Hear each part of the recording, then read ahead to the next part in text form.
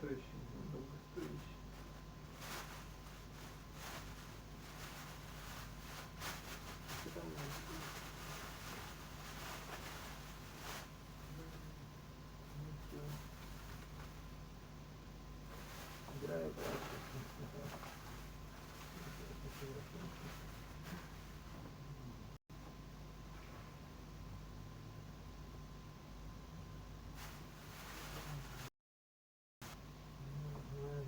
Вот я говорил, понял.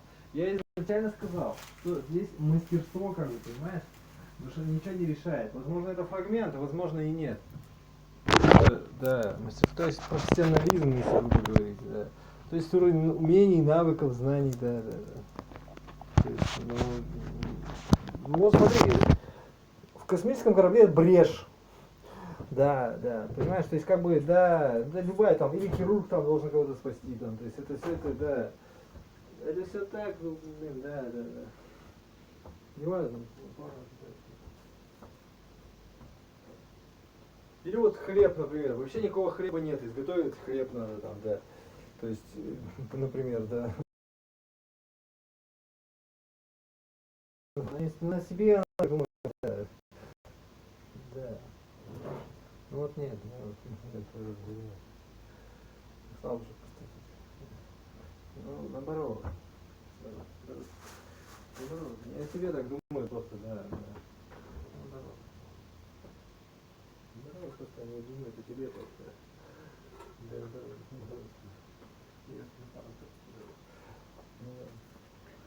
Ну а что ты хочешь-то? Ну вот это и есть у нас. Ну, что теперь сделаешь? Я не отказывался от этого, вообще да, понимаю тебя. Да. Просто, чтобы тебе нравилось, тебе не надо быть роботом, да. Ну, или наоборот, и то, и другое, как бы, да. Находи свою тоже структуру изучения, да.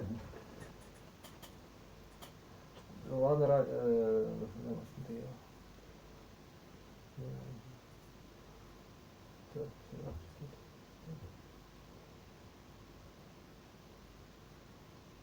Ой, кто это я?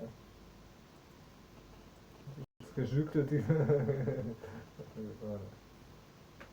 Ой, да, как будто такой особая персона какая-то.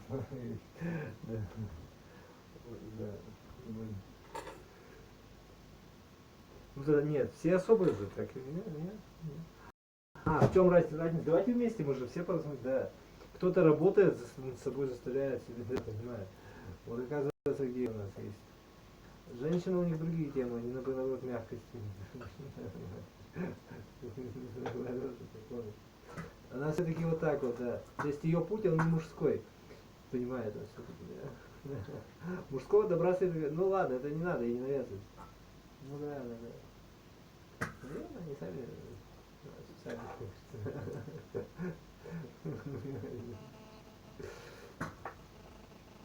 но это тоже важно, потому что мы же не умеем это понимать.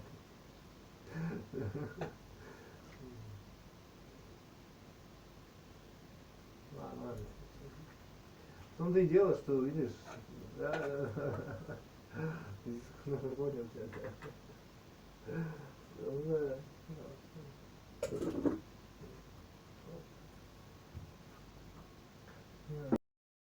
Так, солить, нам пересолил нужно.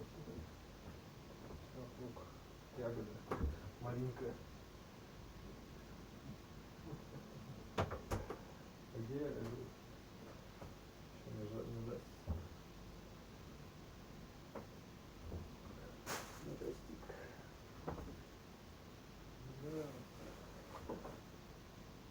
Да, светлые люблю, да. Конфеты, да.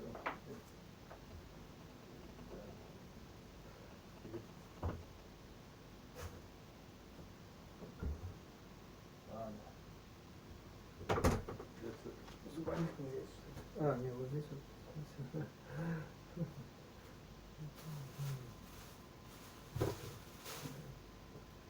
Ну надо, да. Так, наверное, вот надо, хорошо. Да. А есть на что? Жить-то на что?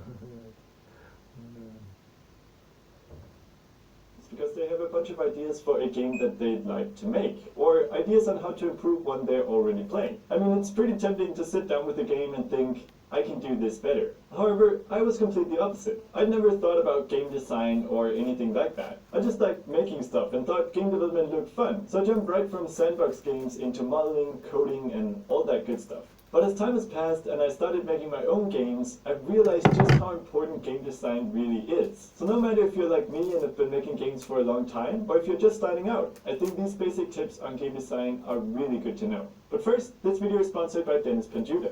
Dennis is an awesome game dev tutor who's just launched a new course on Udemy, the complete C# Masterclass. This course will make you super comfortable writing code in C# and using it for programming your own games in Unity. It will give you knowledge on many different aspects of C# and teach topics such as databases, Lincoln WPF, and much more. At the end of the course, you will even have made 3 games on your own. If this sounds like something you're interested in, simply click the link in the description to get started and get a massive discount. So often when making a game, you start by setting a goal that the player has to achieve. But how to get the player from the beginning of the game and towards that goal, and most importantly how to get the player to enjoy this journey, is where the tricky and also fun part comes into play. Now, when it comes to game design, it's very hard to define rules and guidelines that apply to all games, simply because games are so different. Design choices that work for a MMORPG might not work at all for a competitive FPS. And now comes a very important point. Everything in game design must fit the player's intended experience. First off, every game needs a foundation, and in game design there are 3 main pillars that hold up this foundation: player, communication, and appeal. Now these might seem obvious, but understanding how to work with them is crucial. Really, you can start by asking yourself, what is the player's role, and how does he interact with the game? The player always needs to have a purpose, and it's extremely important that it's the player driving the game forward. After all, this is what distinguishes a game from a movie. If the player does not have a say and effect on the game, he becomes an indifference, simply completing tasks for the sake of it. Now, just as important as giving the player purpose is communicating this purpose to the player. Without any idea of what the goal is and how to achieve it, the player will quickly start to feel powerless and become bored. So try to use the environment or the visual clues that communicate the objective of a situation. I've talked about this before, but I think one of the most elegant examples of communicating purpose to the player is the beginning of Half-Life 2. Here the developer does an amazing job of showing a world of oppression and making the player feel part of that world, making him want to change it. Of course, none of this actually matters without appeal, which is why it's the most important pillar in the foundation. If the game doesn't appeal to the player, then what's the point? And for me, this is the hardest thing to consistently achieve, because it's solely based on a feeling of being drawn to the game and of wanting to play more. And I think this can greatly vary depending on the game, and even depending on the individual player. For some, the appeal is action-paced realism, with stunning graphics and heartwarming sound design. For others, the appeal lies in an interesting story, or a well-thought-out puzzle. And rather than try to make impossible claims as to how to make your game appealing, I think this is a good place to stress just how important it is to start every game with a prototype. To test out your ideas in a simplified format to see if the appeal is there. Of course, if your entire game idea is based around stunning graphics and huge open-world levels, a simple prototype won't help you out much. But if that's what you're going for, you should already have these principles under your skin, along with 200 employees, of course. Important it is to start every game with a prototype, to test out your ideas in a simplified format to see if the appeal is there. Of course, if your entire game idea is based around stunning graphics, but the appeal is action-paced realism, with stunning graphics to play more. And I think this can greatly vary depending on the game, and even depending on the individual player. For some, the appeal is action-paced realism.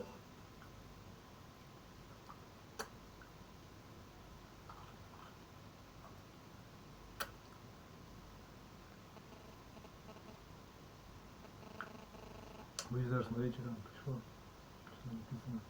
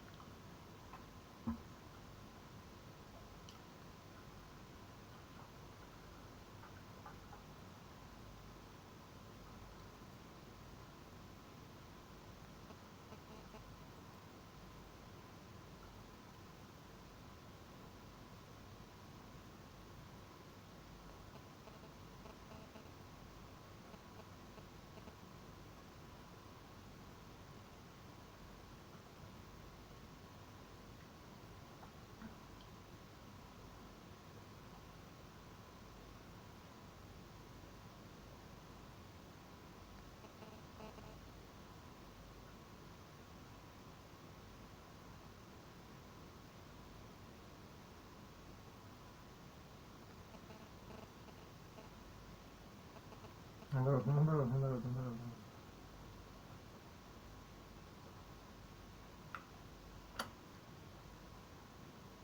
Наоборот, типа того, да, да, да.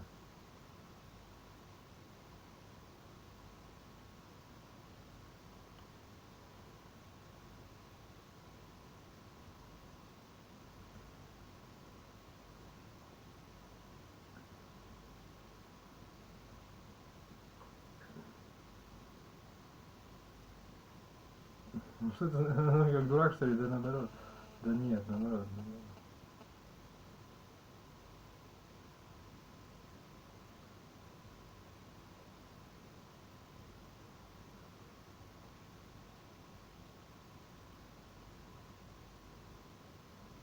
Наоборот, ну наоборот.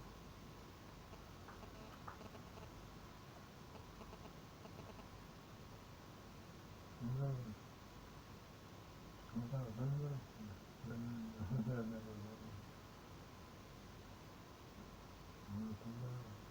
Да наоборот, ну нет, тенор подробный замер, понимаешь, она. Да.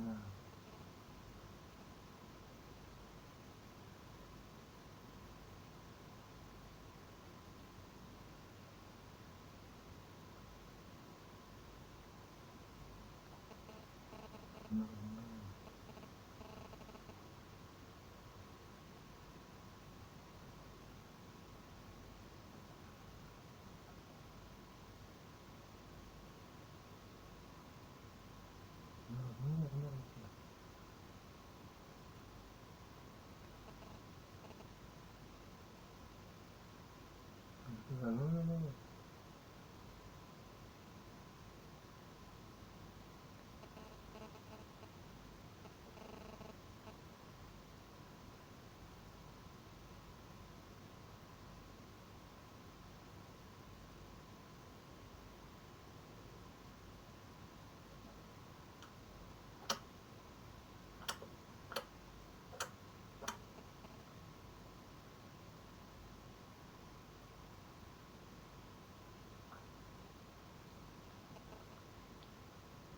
With stunning graphics and heart-throbbing sound design. For others, the appeal lies in an interesting story, or a well-thought-out puzzle. And rather than try to make impossible claims as to how to make your game appealing, I think this is a good place to stress just how important it is to start every game with a prototype. To test out your ideas in a simplified format to see if the appeal is there. Of course, if your entire game idea is based around stunning graphics and huge open-world levels, a simple prototype won't help you out much. But if that's what you're going for, you should already have these principles under your skin, along with 200 employees, of course. So with that, you've now established the foundation under your skin, along with 200 employees, of course. So with that, you've now established the foundation of your game. But that's of course still a bunch of design choices you have to make. For example, just like it's important to always communicate the player's purpose, it's just as important to always guide to the main focus. In other words, you need to clarify what the player should concentrate on. Of course, not all games lead the player straight from beginning to end. When Stanley came to a set of 2 open doors, he entered the door on his left. For these so-called non-linear games, it's just as important that you leave the player with alternate choices, like going on a little side quest detour from the main storyline. And when it comes to guiding the player through the game, something I've realized is the importance of anticipation. If used correctly, anticipation will help prepare the player for what's coming. This could be as simple as adding a charge-up animation to your enemies, allowing the player to react accordingly and not feel cheated by the game. Take for example the ending scene of Half-Life. Notice how sound builds up, electrical sparks start flying, and the camera starts shaking right before the explosion. And actually, the whole sequence with G-Man talking to Dr. Freeman can be seen as one long build-up, and therefore anticipation to the explosion and end of the game. Another aspect that has the tendency to get overlooked, since some might consider it obvious, is that the events in your game have to behave in a logical way, along with living up to the player's subconscious expectations of the game. A system design example of this could be when shooting something, bullet holes should appear, otherwise it won't live up to the player's expectations. Obtaining the right sounds of the physical event is also very important. The more sound is considered, the better experience for the player. The events occurring in your game should also follow general physics. Of course, some games change the rules of physics, but they do so consistently. And that's pretty much all this comes down to. Rules are rules. So once these rules have been established for a game, stick to them. However, remember that games can cheat as long as the player doesn't notice. A good example of this is the AI in the Arkham games. These AIs are told not to turn around when Batman sneaks behind them, so it allows the player to ambush them. In general, a lot of shooters will alter their AI to give the player some sort of hidden advantage that rewards a certain playstyle. Also, it's generally good not to make them too sophisticated, just in case they feel like turning on the human race. When is the last time you went on a date with a girl who was totally engaged in you and at the end of the date was eager to commit to the second one? Well, it's going to be a lot longer if you don't do what I'm about to tell you. See, there are guys out there just like you, only with one difference. Now, another important point is that dynamic is lost when only one change occurs at a time. For me, this is what makes competitive games like Counter-Strike interesting to play again and again, even though you're always playing with the same weapons and on the same maps. For example, in order for the attacking team to successfully plan the can we say that without getting demonetized? With the same weapons and on the same maps. For example, in order for the attacking team to successfully plan the can we say that without getting demonetized? So in order for the can we say that in order for the attacking team to successfully plan the can we say that without getting demonetized? So in order for the attacking team to successfully plant the pineapple, many things need to happen at the same time. One guy might throw a smoke over the wall to cover off defending players, another might start sneaking around to flank, while the rest of the team charges in, each checking different angles in order to make sure everything is clear while the pineapple gets planted. And just as important as having enough happening in your game, it's good to establish a natural sense of progression. This means trying not to overstimulate or understimulate the player. To achieve this, it's important to think about how you lay out different events in your game. Different angles in order to make sure everything is clear while the pineapple gets planted. And just as important as having enough happening in your game, it's good to establish a natural sense of progression. This means trying not to overstimulate or understimulate the player. To achieve this, it's important to think about how you lay out different events in your game. One way you can do this is by spreading out the moments of high concentration, vary between action-packed and more laid-back sequences, and keep the number of changes happening according to the current pace of the situation. I think the perfect example of this is the tower defense genre. Here gameplay is spaced out naturally by alternating between waves of enemies and building new towers. And on top of that, many games will vary between large waves of weak enemies and small waves of strong enemies. But spacing is not something that only applies to gameplay. It's equally important when talking about environment. Creating areas for the player to admire the graphics and expansive view, and creating tighter areas to obtain a more claustrophobic feel changes the pace of the game. And this in turn affects gameplay. It's very important that you're aware of how much space you have in-game and on-screen to make sure you have the right amount of space for different scenarios. This is also important if your game has AI or other... Что-то надо говорить было, просто надо говорить, что домой надо идти. Пианист. Вот, ну да.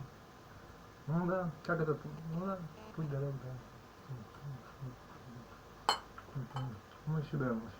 The players, since they should be given the right amount of space so they can move around in a realistic way. In fact, if you want to get really nerdy about Хорошо говорил, да.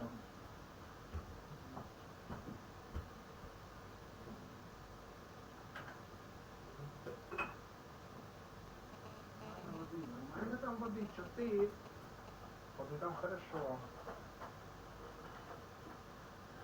Продукты у меня тоже не исходят, может провизию. Ну ладно.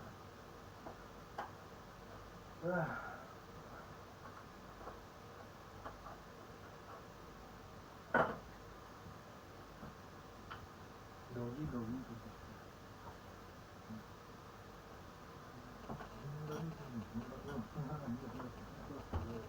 Может я просто с ума скажу, понимаешь, да? Я, ну как бы такой, ход, как тебе сказать, да.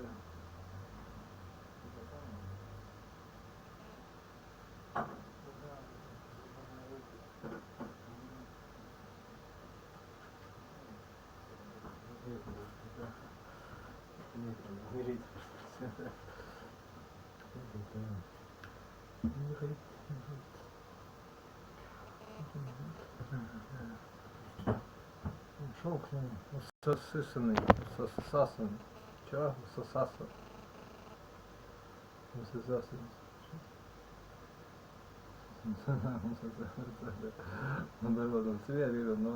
About how you can shape your environments to help guide your player, check out this amazing paper on structural composition patterns in 3D adventure games. There'll be a link in the description. So, if you take all these things into consideration, you should be one step closer to designing your own game. Keep in mind though, everything patterns in 3D adventure games. There'll be a link in the description. So, if you take all these things into consideration, you should be one step closer to designing your own game. Keep in mind though, everything I've mentioned here is only guidelines. And guidelines are only there to steer our creativity in the right direction. The rest is up to you. On that note, thanks for watching and I will see you in the next video. Vous avez reçu le don de la parole. Comment allez-vous l'utiliser? Qu'allez-vous changer? Elle m'a aidé à devenir un meilleur conférencier, un meilleur orateur et d'une certaine manière, le professeur que je suis aujourd'hui. Donc, la règle numéro 1 pour être inoubliable est que les gens tombent follement amoureux de vous et d'être...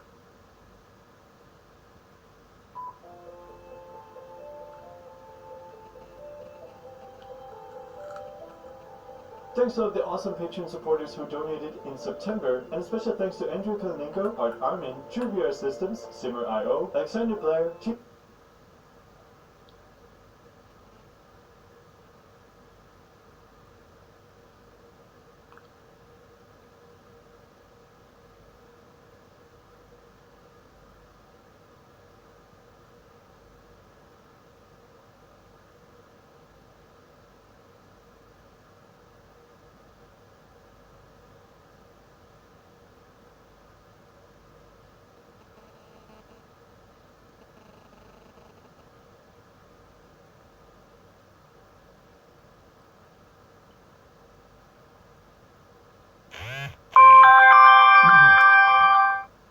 Hey guys, my name is Thomas Brush. I'm the creator of... Hey guys, my name is Thomas Brush.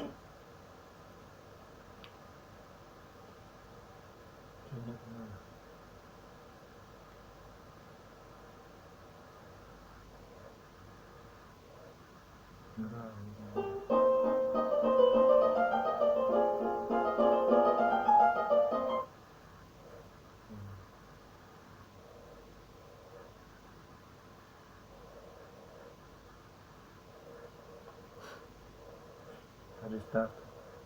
Hey, wow, hi. My name is Thomas Brush. I'm the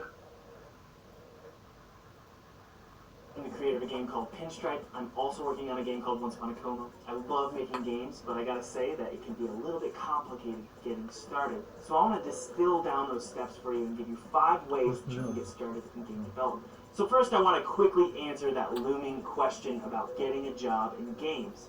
Do you really need to go to school, or can you bypass all of that money, expenses, and time and just get started learning games on your own? I mean, my recommendation right off the bat is to just don't go to game design school. And the reason is simply because game technologies tend to be changing so quickly. They're changing way faster than they used to. Spending 2 to 4 years learning the specifics of the industry will likely prove futile in the end. I mean, that's just my opinion. Examples of this are Unity and Unreal are constantly competing with one another to be the most simplistic and user-friendly, so they're always pushing updates and changes to their systems. There's hair in my eye. They're constantly pushing updates to their software and removing content that might otherwise not really work for the current system. Obviously, there's changes to platforms too, right? Steam used to be the thing that indie developers wanted to release on. Now it's Switch and maybe even the Epic Store. So these schools are likely going to focus on the generalities of game design and development because they want to avoid the problem of the things that are constantly changing.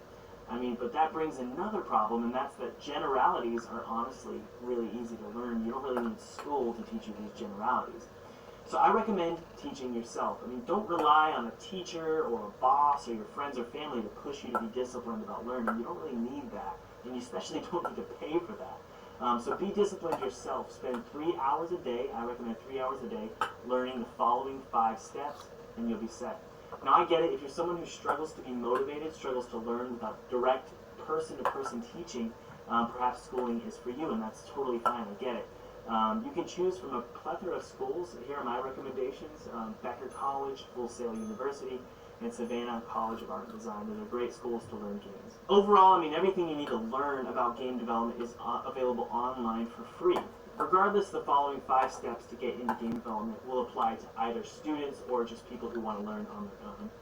Now, step 1 is to learn Unity or Unreal. I mean, the good news here is both Unity and Unreal are absolutely free. Although Unreal, you got to pay 5% royalties on gross revenue, about $3,000 per product per quarter. Trust me, that 5% is a lot. I mean, I know it can seem really complicated, but 5% is a lot, especially when 30 to 35% is going to be going to a platform, and then another 20 to 30% might be going to a publisher. So if you choose to work with a publisher, that 5% can really be a lot of money, especially when you're getting a small cut. So that's why I recommend Unity, because it's just strictly free. They don't make you pay anything, along with the fact that it's really easy to learn. Now, without getting into the nitty-gritty, Unity uses a scripting language called C#, which is super easy to learn, and to me makes a lot more sense than something out of the box like C++. The good news is Unreal has something called Blueprint, which means you don't really need to write C++ code. They kind of just can do it for you. Now, regardless, both tools are incredibly robust. I can't do sense than something which called C#, which is super easy to learn, and to me makes a lot more sense than something out of the box like C++. The good news is Unreal has something called Blueprint, which means you don't really need to write C++ code. They kind of just can do it for you. Now, regardless, both tools are incredibly robust. I can't complain about either. I just really recommend Unity. Regarding out-of-the-box graphical capabilities, Unreal has certainly had a leg up on Unity in the past, but I think now Unity is starting to really compete with Unreal.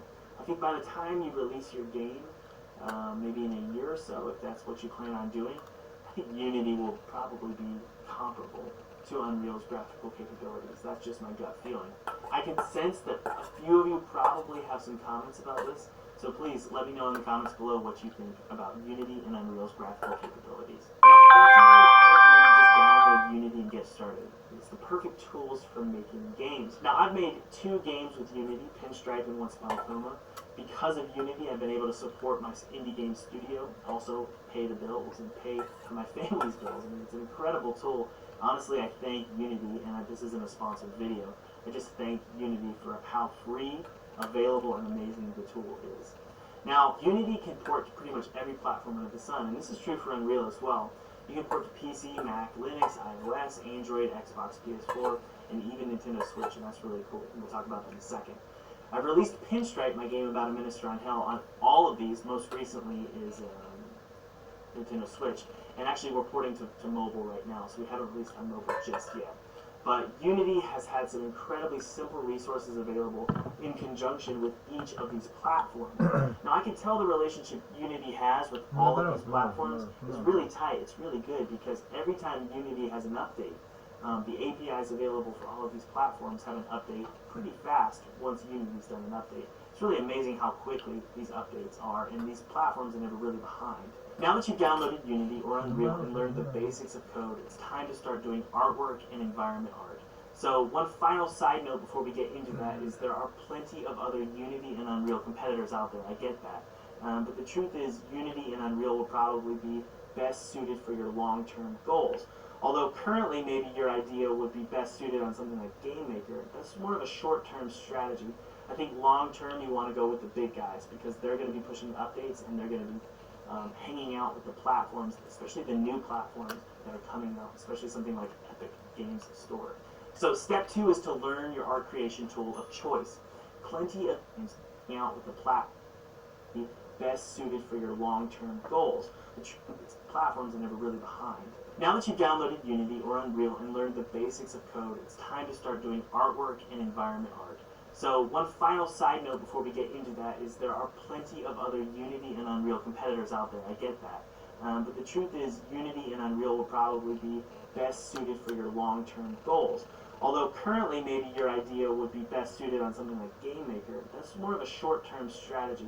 I think long-term you want to go with the big guys because they're going to be pushing updates and they're going to be hanging out with the platforms, especially the new platforms that are coming out, especially something like Epic Games Store. So step 2 is to learn your art creation tool of choice. Plenty of indies like making 3D games, but I know my audience and a lot of indies out there certainly prefer making 2D games, especially for their first game, simply because of budgetary constraints. Simplistic 2D art is fairly straightforward to create, and more importantly, when you get to the QA phase, there's not a ton of roadblocks and speed bumps for releasing your game. Materials, textures, lighting, and 3D art can bring a project to a grinding halt, believe me, depending on your platform's limitations. 2D art to a grinding halt, believe me, roadblocks and speed bumps for releasing your game. Materials, textures, lighting, and 3D art can bring a project to a grinding halt, believe me, depending on your platform's limitations. 2D art, if approached simplistically, meaning not a ton of lighting, crazy materials, and 4K artwork, it tends to be friendly across all platforms. Trust me, Pinstripe was developed over the course of 5 years. I mean, 5 years is a long time to become better at something. Starting out, I was terrible at making games. So if you look under the hood of Pinstripe, the code is terrible. But because it was a 2D game, it was economical, it was efficient, and it released on all platforms pretty well. All that said, here are the tools you can use for 2D art. We'll talk about 3D art in a second. So obviously we'll start off with Photoshop, which is my first choice for creating character art, environment art, and pretty much everything else, including UI. Some people critique me for this, telling me I should be using Illustrator. Honestly though, when I use Illustrator, I'm kind of a layman, so when I use Illustrator, it's really slow, and it's incredibly complicated. I like things to be flat, simplistic, clean, and not really take up a lot of the compute using Illustrator. Honestly though, when I use Illustrator, I'm kind of a layman, so when I use Illustrator, it's really slow, and it's incredible. I use Illustrator, I'm kind of a layman, so when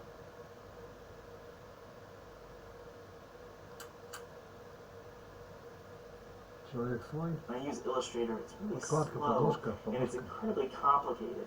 I like things to be flat, simplistic, clean, and not really take up a lot of the computer's RAM. I have no idea why Illustrator is slow for me on Mac, but it just is. So I go with Photoshop. I mean, also there's some pretty sweet plugins with Photoshop in Unity. So for example, there's something called Photoshop to Layers, and that's really awesome because Unity can take a Photoshop file and break down the layers, convert them to PNGs, and then build a game object with all those layers inside. So you're literally going from Photoshop to Unity, and everything is already layered in Unity, and that's pretty cool. Alright, 2, after I import my Photoshop layers into Unity, break up the layers, and build the scenes, it's really time for me to start animating, okay? So I take layers from Photoshop, and I bring them into something called Spine 2D. Now, Spine 2D is made by a company called Esoteric. I mean, Unity is doing something very similar that Esoteric is doing. So Unity's recent release of 2018.1 actually includes a lot of the features that Spine uses, but we're going to talk about Spine right now. So Spine basically allows you to create simplistic bones, attach your PNG graphics from Photoshop, and start using your characters in Unity. I mean, it's incredibly simple to master, and I highly recommend this method. Making an old school game like Cuphead or Hollow Knight, you might be better to do sprite sheets. But for me, I love doing Spine 2D skeletons because it's just a lot easier to animate. It doesn't have to be too complicated and also heavy. We don't have a ton of different sprites. We've just got one set of sprites that we can animate multiple animations. Now, obviously, these tools can change if you're going to be making a 3D game. I can't tell you how many times I've been told how amazing Blender is. I mean, Blender is a free tool to make 3D artwork, whether it's simplistic 3D artwork or very complicated artwork. Blender really is an amazing tool, so you should check it out. They've actually had a recent release. So for those of you who have heard that Blender is very complicated, they've actually been doing a recent release that will make it much more simplistic to learn. Now, if you're just going to be making 2D games and don't really care about 3D games, ignore everything I just said.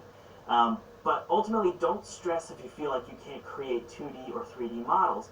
Believe it or not, the first video game ever made was in 1958 by this physicist called William Higginbotham, I think is how you say his name. He sounds like a physicist, doesn't he? It was basically Pong. Now I bring this up because back then, making game art, let alone just games, required scientists and very intelligent creatives to be making artwork and getting these games finished. Now, starting maybe in 2010 until now, Unity started offering, and Unreal does this as well, started offering paid-in free pre-made assets, so artwork or development tools. So this is a great opportunity for people who don't really want to make artwork to still make games without having to hire an artist to do this. Just promise me that if you're